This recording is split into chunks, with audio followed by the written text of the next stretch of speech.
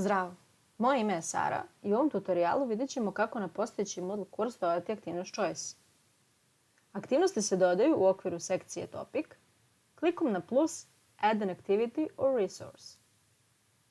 Nas sada zanima dodavanje Choice aktivnosti, pa ćemo ovom prilikom kliknuti na istu. Postavlja se pitanje šta će nama to, čemu služi, gde možemo ovo upotrebiti. Choice aktivnost predstavlja pitanje koje tutor kursa postavlja svojim polaznicima. Na primjer, profesor može postaviti pitanje svojim đacima radi testiranja njihovog znanja ili razumevanja, ili ukoliko želi da stimuliše razmišljanje đaka o određenoj temi.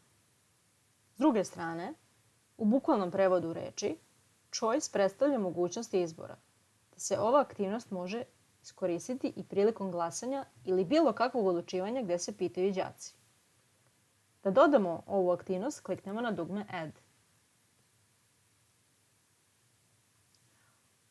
Osnovne opcije su dodeljivanje imena i opisa. Treba se truditi jasno definisati pitanje kako đaci ne bi imali problem da razumeju i odgovore. Ukoliko želimo da se i opis vidi na početnoj strani kursa, onda čekiramo opciju Display description on course page. Hajde da unesemo neko pitanje i opis.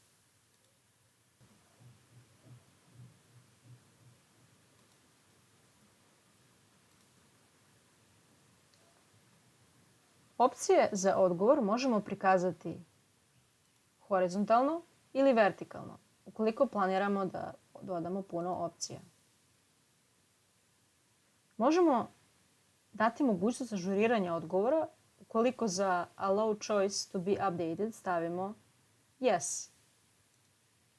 To bi značilo da neko može da promeni svoj odgovor ukoliko je slučajno kliknuo ili se u međuvremenu predomislio. Možemo omogućiti i da se obeleži više od jednog odgovora ako podesimo Yes za opciju Allow more than one choice to be selected. Ukoliko nam je bitno da dobijemo recimo 10 odgovora, iako grupa đaka broji više od 10 đaka, ograničit ćemo pomoću opcije Limit the number of responses allowed. Mi to sada ne želimo. Opcije za odgovore dodajemo preko tekst polja. Trenutno vidimo 5 opcija, ali možemo ih dodati i više klikom na dugme Add 3 fields to form. Dodat ćemo nekoliko opcija.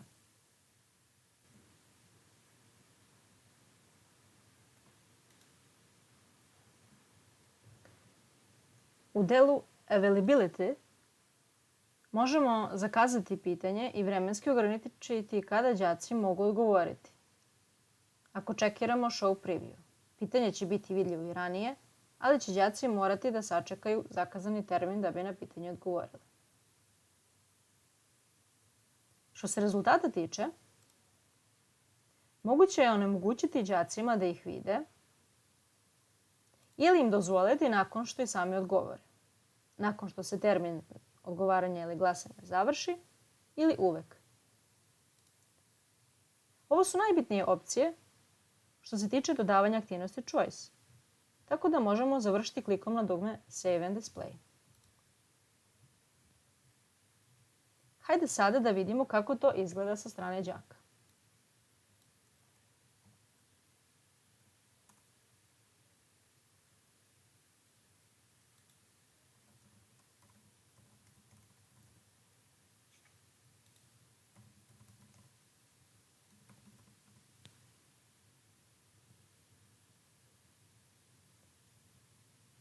Kliknemo na kurs, pa na postavljeno pitanje.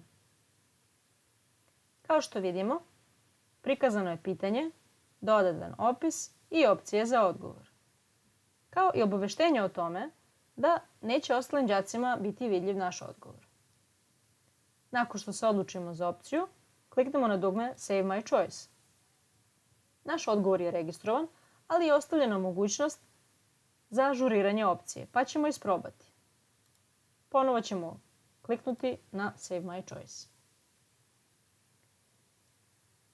Ako se vratimo i refreshujemo stranu, vidjet ćemo da je tutoru ovog kursa, odnosno profesoru, sada prikazan taj odgovor. Kliknemo na View One Response i vidimo da su u tabeli prikazani đaci koji su dali svoj odgovor. Ako selektujemo đaka, možemo mu promeniti odgovor preko opcije With Selected, pa opcija, ili mu odgovor izbrisati. Rezultate glasanja možemo još i preuzeti u nekom od navedenih formata i pregledati ih lokalno. Evo kako to izgleda u Excel tabeli.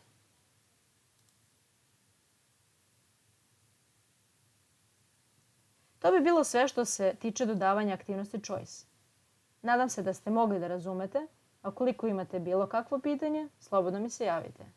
Pozdrav!